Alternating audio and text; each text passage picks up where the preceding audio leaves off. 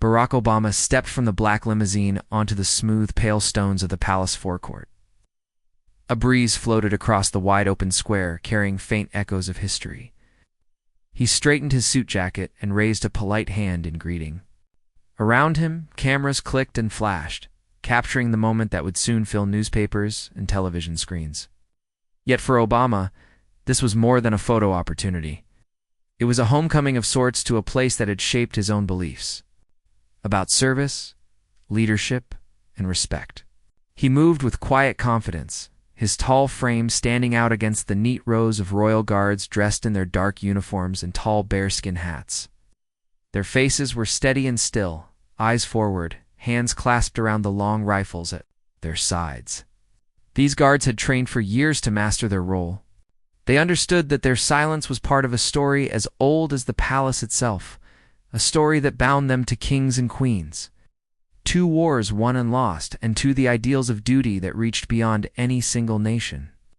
Obama paused, taking in the grandeur of Buckingham Palace. Its cream-colored walls and tall windows spoke of centuries of history. The palace gates behind him stood open, as though welcoming him into its halls. He imagined the corridors inside, lined with portraits of monarchs, each painting telling a life story that stretched back through time. He thought of the many world leaders who had also walked these grounds, carrying their own dreams and their own hopes for peace. A hush fell across the forecourt as he approached the line of guards. He offered a respectful nod to each soldier. Their discipline demanded nothing less. Obama's eyes met those of one guard in particular. The young man stood a bit taller than the rest. His posture was perfect, his expression calm. His uniform was immaculate, the golden buttons gleaming in the morning sun. But there was something deeper in his eyes, a quiet intensity that suggested more than just military training. As Obama passed, the guard held his gaze, maintaining the stiff upper body, stance that defined his role. In that moment, Obama sensed a shared understanding. Both of them served their countries, though in different ways. The guard defended the castle and its people. Obama had defended his country's ideals through words and deeds on the world stage. They were linked by duty and by the weight it placed on their shoulders. From the steps of the palace, a royal aide stepped forward. He introduced Obama to the Queen, who stood beside him in a dress of soft lavender. Oh. Her smile was warm, and her eyes held a welcoming sparkle. Obama bowed slightly, greeting her with words of respect. They spoke briefly about the weather and the beauty of the palace gardens.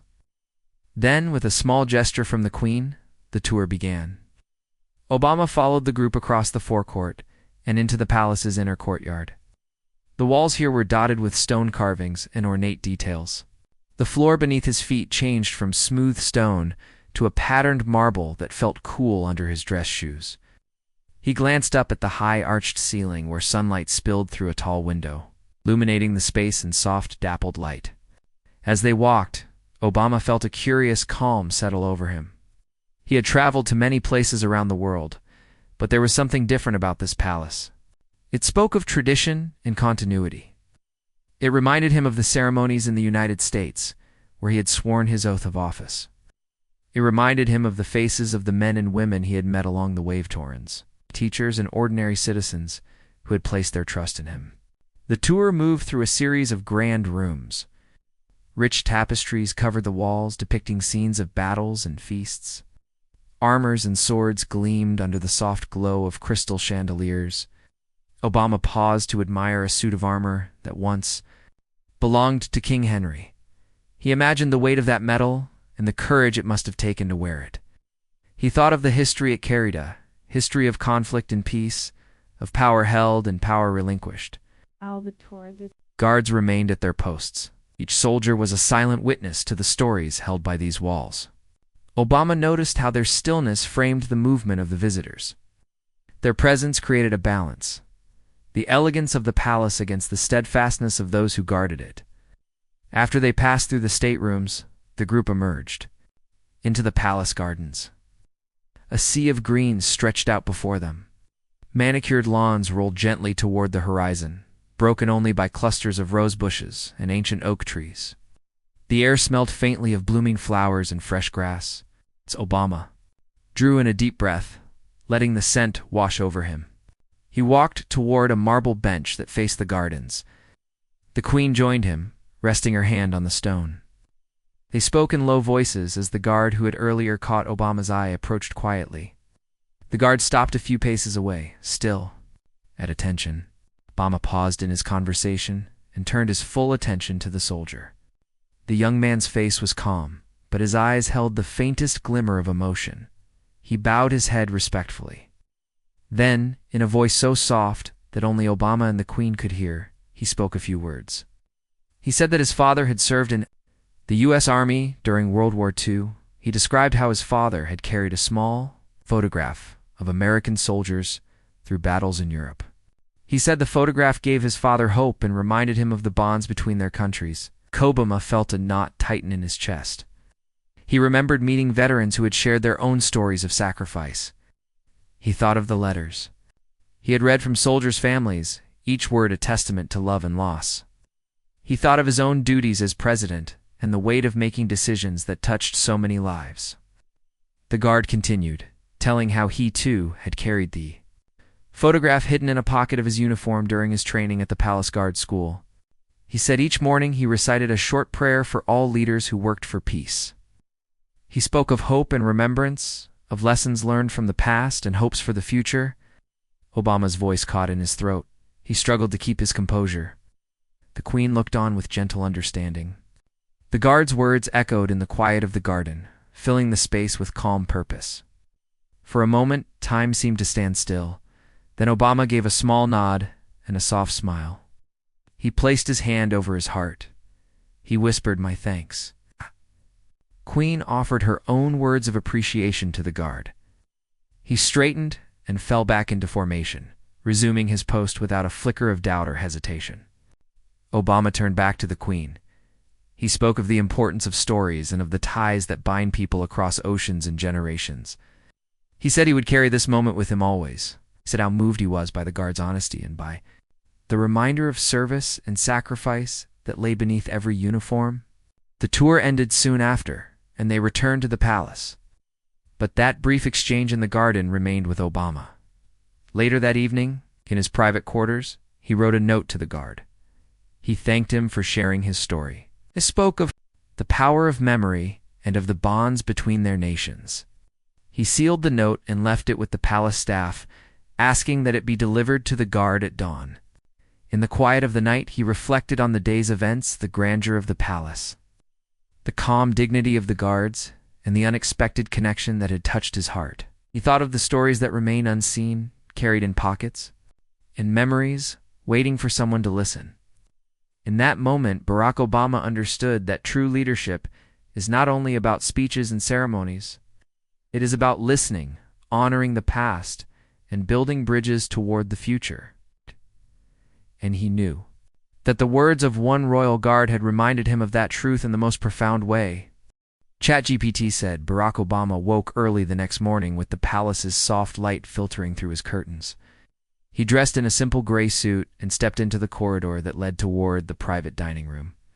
His aides had left him a quiet breakfast, fresh fruit, warm toast, and a pot of English tea. He poured a cup and sipped it slowly, reflecting on the guard's words from the day before. He felt a quiet tug in his chest and urge to understand more of the man who had spoken so openly. After breakfast, he walked through the cool hallways toward the palace courtyard where the royal guards assembled. The air was crisp, and the stones underfoot glowed pale in the rising sun. He saw the head guard inspector inspecting the lines, making sure every coat was straight and every hat brim was level. The soldiers stood tall, their posture perfect. Obama felt both admiration and a familiar sense of solidarity. He remembered mornings on the White House lawn, meeting military honor guards before ceremonies. The guard's words the day before had brought those memories back with vivid clarity. As the inspector finished his walk, Obama approached with a polite nod. "Good morning," he said softly. The inspector returned the greeting, recognizing the visitor. "Good morning, sir. Welcome back."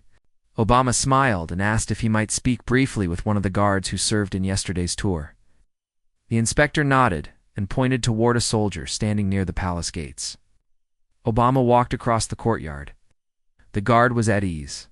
This time, leaning against the stone wall, with his rifle resting upright beside him, his tall bearskin hat looked almost comical against the palace's graceful lines, but he wore it with dignity. Obama greeted him quietly. "May I talk with you for a moment?" The guard straightened and gave a crisp salute. Obama returned it with a small smile. "At ease, please." They moved away from the other soldiers, stepping into a shaded alcove beside a window that looked out over the gardens. The guard kept his rifle upright, but rested one hand on it in a relaxed way. Obama folded his hands in front of him, studying. The young man's face, he remembered the guard's soft voice, and the story about his father's photograph. Today, he hoped to learn more. The guard looked at Obama and offered a respectful nod. "Sir," he said. His voice was even but carried, a quiet strength. "I was honored to meet you yesterday." Obama nodded. "I was honored by your words," he replied. "You spoke of service and memory. I'd like to understand more about what that means to you." The guard glanced toward the garden before speaking. "My father was a soldier in World War II. He was stationed with the U.S. Army in northern France, saw things no one should ever see, told me that sometimes the fiercest battles are in a man's heart. But he also told me what gave him hope, a small photograph taped inside his kit. It showed him with his fellow soldiers, smiling despite everything." He paused and closed his eyes for a moment. He said he carried that photograph through every day of the war, said it reminded him why he served, because of friendship, duty, and hope for a better tomorrow. When he returned home, he gave me the photograph and told me to always remember that service is more than orders. It is connection. Obama listened closely, felt the words settle inside him like stones in a still pond. He remembered meeting veterans who had described similar moments writing letters home in dugouts, sharing rations, holding the hands of wounded comrades. Those stories had shaped his own leadership, reminding him that ideas and policies affect real people. The guard continued, "When I arrived here at Buckingham Palace, I felt the weight of history. I knew I was part of a tradition older than my country, but I also felt connected to something larger, service that crosses borders. I carried my father's photograph in my uniform pocket. Each morning, I touch it and say a prayer for peace." He extended his hand slightly, as if searching for the right words. "Yesterday, when I heard your speech on unity and shared values, I felt as if my father stood beside me. I've always respected American leaders, but hearing your words there was something I'd never heard before. Something true and lasting." Obama's gaze softened. He reached into his suit pocket and pulled out a small leather folder. He opened it and removed a black and white photograph. In it, a group of soldiers in fatigues huddled together, their faces tired but proud. One of them wore a familiar face, the older version of the man standing before him now, the guard's father. Obama handed the photograph gently to the soldier. The guard looked at the image in surprise. His eyes widened behind the straight lines of his face. He recognized the young man in the middle, the older, wiser version of himself. "Me," Obama said quietly. "This was taken during my first meeting with U.S. Marine veterans who had fought in Vietnam. They showed me their photos and told their stories. I carried this photo as a symbol of service and friendship.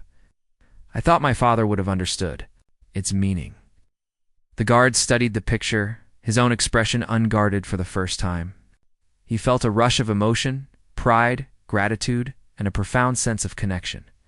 He folded the photograph and placed it gently in his breast pocket. "Thank you, sir," he whispered. "I will carry this with me always." They stood in silence. Two men connected across generations and across nations.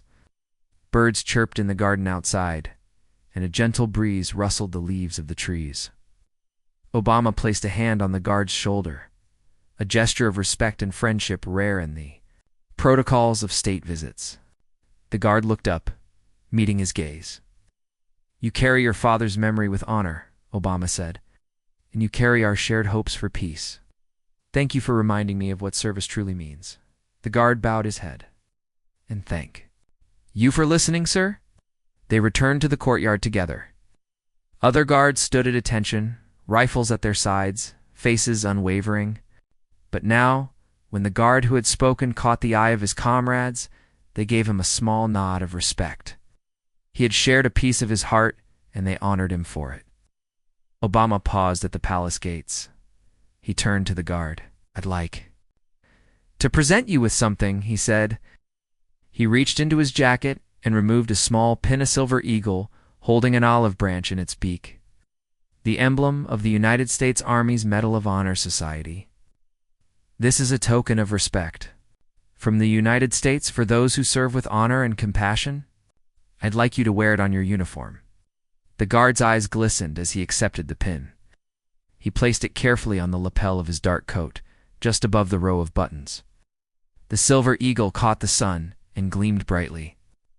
Obama smiled, and the guard straightened, pride filling his posture. Trumpet fanfare sounded from the palace balcony, signaling the next event on the tour schedule.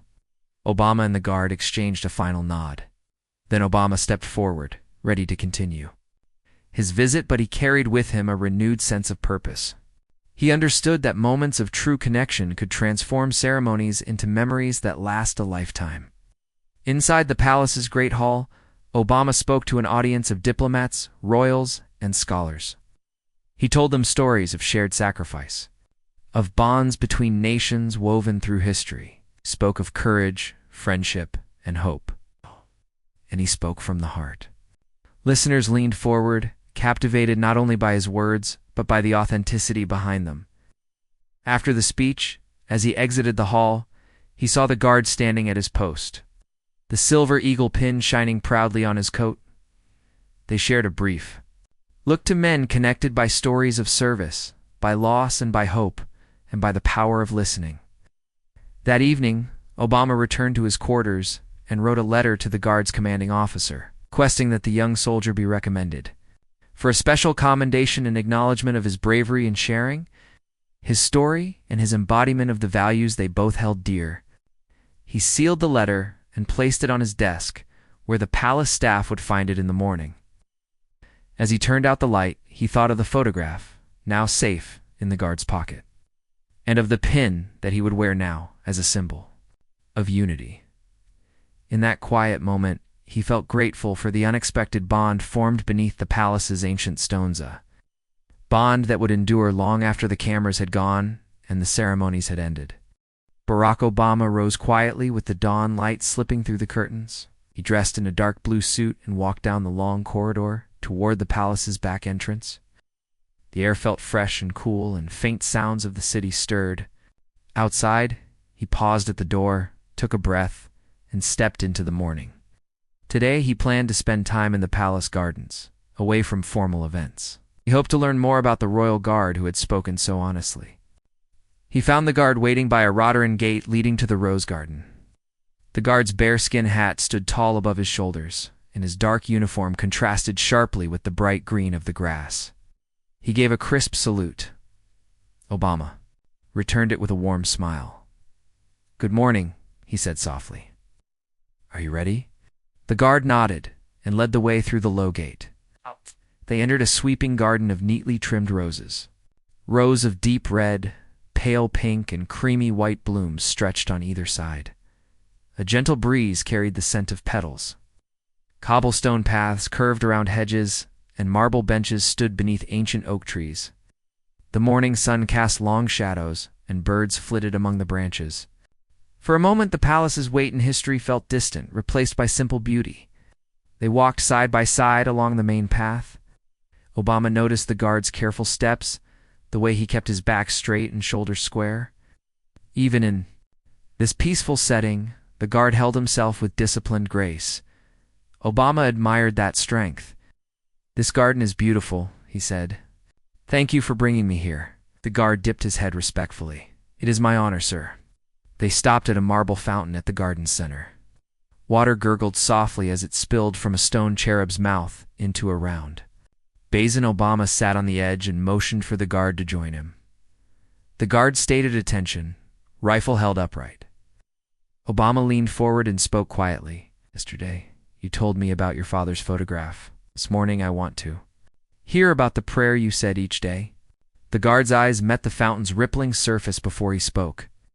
"My father learned that the hardest battles happen inside a man's mind," he said. He carried that photograph as a reminder of hope. When they first joined the Guards, I wanted to honor him. So I began each morning by touching the photo and speaking to him. He reached inside his uniform and drew out a small black and white picture. It showed a younger version of himself, his father smiling beside two American soldiers. The guard placed the photo carefully on his palm. I speak aloud, though no one hears, he continued. I say for peace, for service, for the bonds that unite us. I pray for leaders to show wisdom and for people to treat each other with respect. I pray that my duty here brings honor to everyone who served before me. His voice was steady, but Obama sensed deep feeling beneath the words. Obama listened, moved by the guard's simple devotion. He remembered his own moments of quiet prayer. Before speeches, when he asked for calm and clarity, "Thank you for sharing that," he said. "May I try this prayer with you?" The guard nodded. Obama carefully took the photo and touched it lightly. He closed his eyes and spoke in a soft voice. For peace, for service, for the bonds that unite us. The words felt humble on his lips. When he opened his eyes, he saw the guard's face had softened. They rose and continued through the garden. The guard spoke of his training at the guard school, of dawn drills and long hours learning protocol. He told Obama how the palace grounds held echoes of history. I practice every movement so I can stand still and silent, he said. But inside, I carry memories and hopes. He gestured to the rose petals floating on the fountain's water. These roses bloom each year, carrying new life. I see them as a sign that hope can grow again, even after the darkest days. Obama paused beside a row of white roses. He reached out and touched a soft petal. They are exquisite, he said, each one a small miracle. He thought of the families waiting for soldiers to return, of veterans finding peace and quiet. Places he realized how much this young guard understood about service and sacrifice beyond the uniform. As they walked deeper into the garden, they came upon a small stone pavilion. Ivy climbed its columns, and a wooden bench sat beneath the roof. The guard motioned for Obama to sit. They faced each other across a low stone table. Obama studied.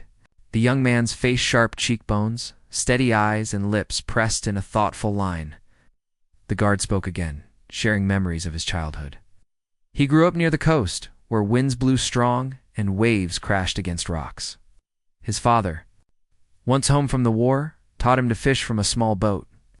They sat in silence watching the sea, passing a single rod between them. We did not need words, he said.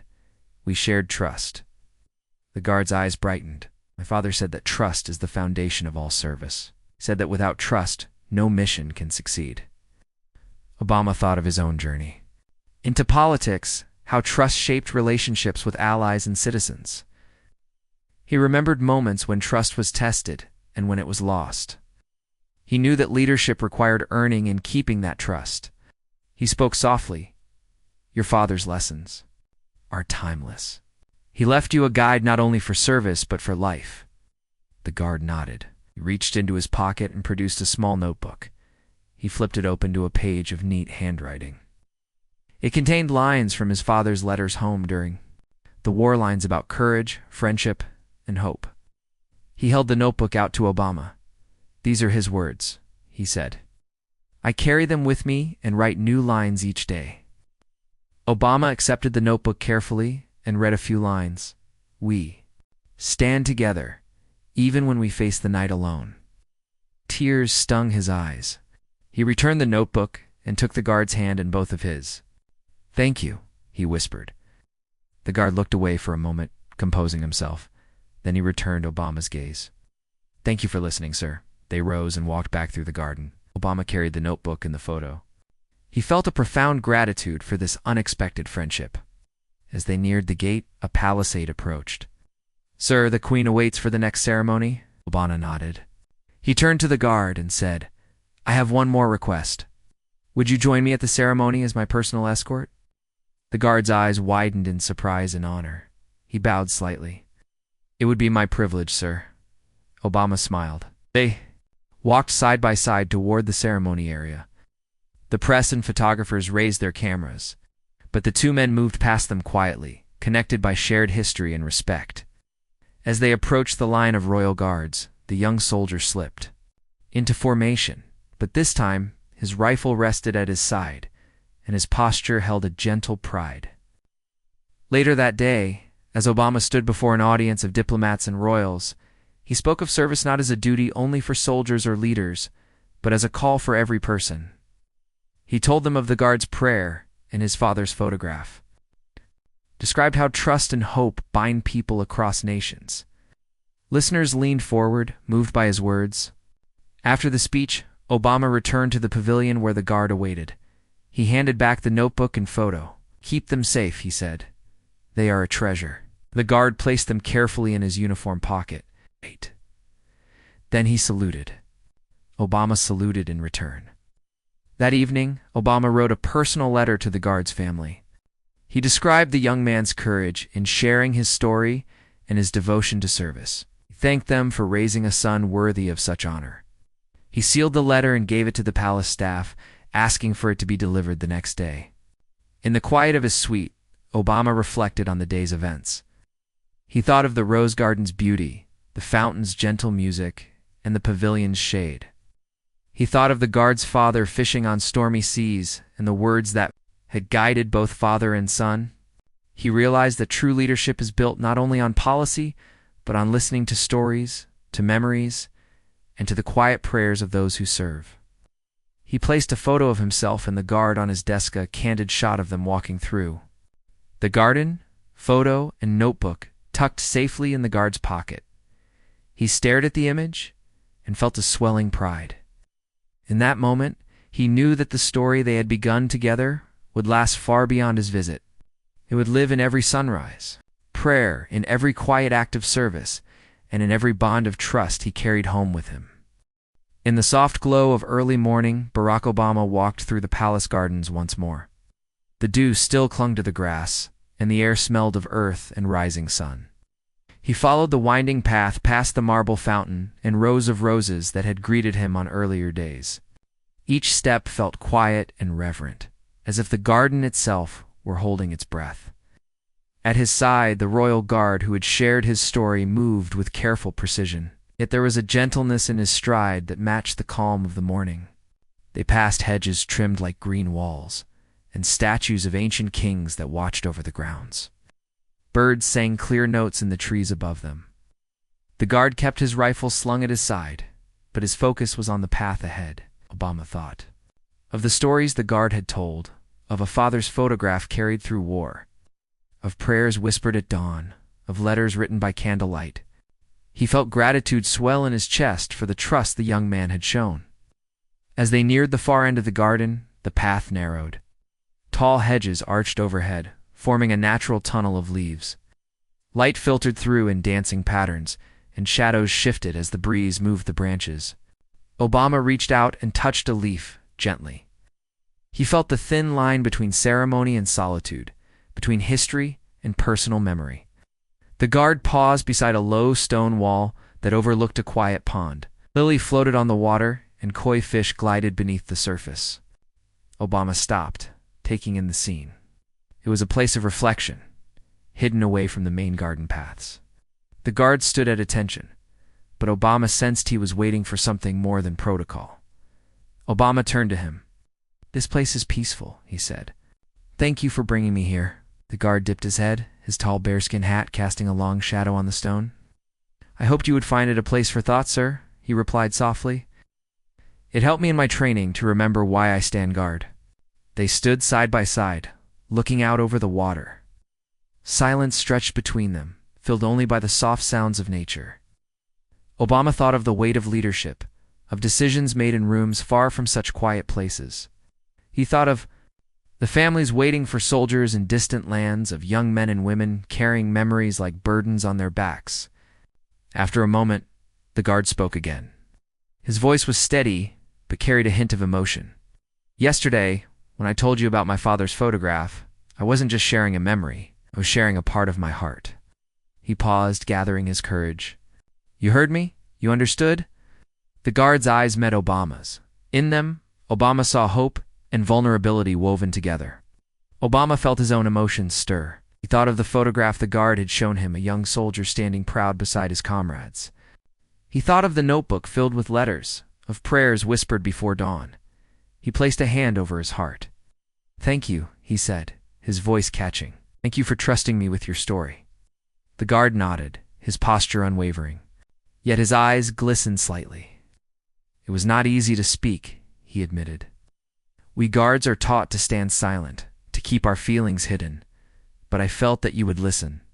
He gestured toward the water, where the koi fish moved like living jewels.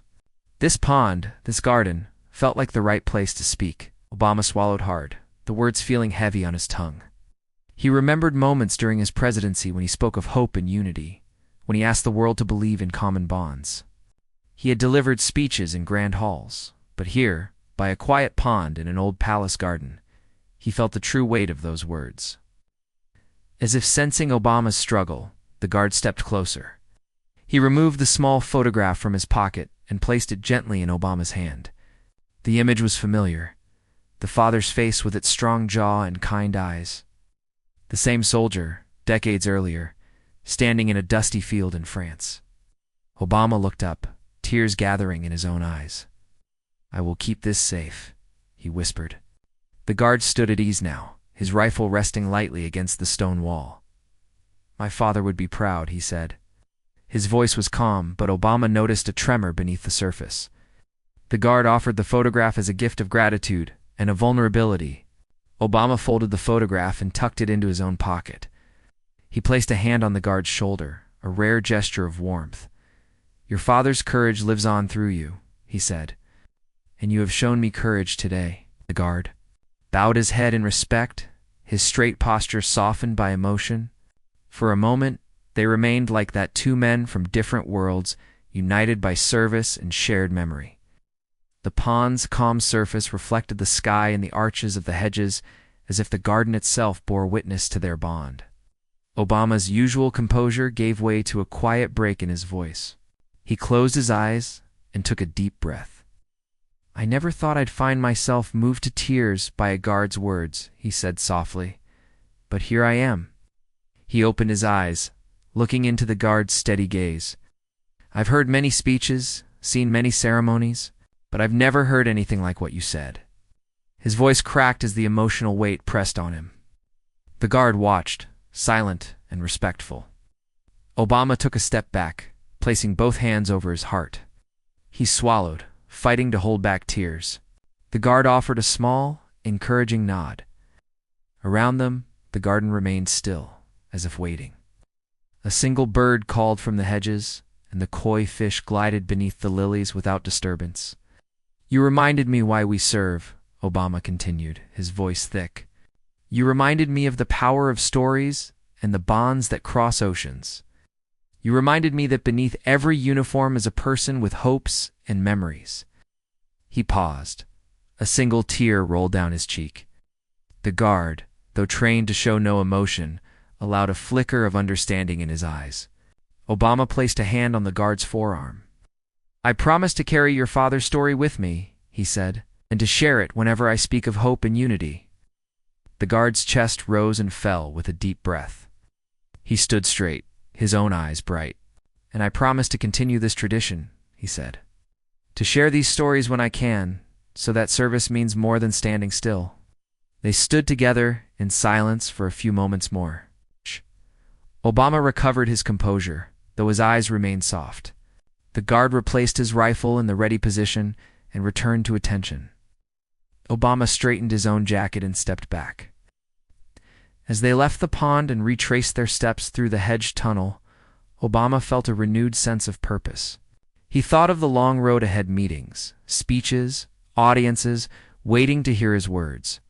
He knew that from now on, those words would carry the weight of this morning, the hushed voices in the garden, the shared photograph, the tears, and the trust. They reached the main garden path where palace staff were setting up for the day's events. Obama turned to the guard, now back in full uniform, every button gleaming. The guard returned his gaze with quiet pride. "Thank you, sir," the guard said simply, "for listening and for carrying our story forward." Obama nodded, a gentle smile breaking through his solemn expression. "Thank you," he replied, "for reminding me of the heart behind service." Then, without another word, he walked on toward the palace, ready to face the day's formalities with a heart made stronger by a guard's simple truth. That evening, after the last guests had departed and the palace had grown quiet, Barack Obama returned to his private suite. The room was softly lit, warm light spilling across the polished wood desk. He closed the door gently, as if not to disturb the memories of the day. In the corner, a single chair faced a small writing table. Sat down and unfolded a sheet of parchment paper. His mind brimmed with the guard's words, the hush of the garden pond, and the gentle strength behind those bearskin hats. He reached into his coat pocket and pulled out the small black and white photograph. He smoothed it on the desk surface, careful not to crease the edges.